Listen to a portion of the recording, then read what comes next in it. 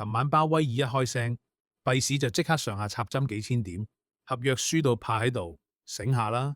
呢場根本就係聯儲局同華爾街夾埋嘅心理戰。每次 FOMC 開會，90%散戶都當係賭大細。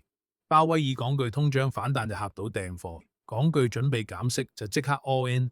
但你睇真啲鏈上數據，每次插針製造恐慌，聰明錢都喺度瘋狂接貨。佢哋就係要利用宏觀數據嚟震倉，洗走你手上啲平價籌碼。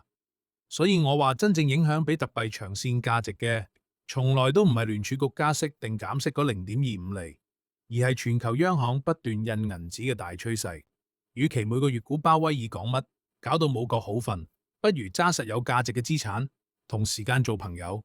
琴晚比特幣插針，你係俾人震咗出局，定係趁低吸納？留言講低。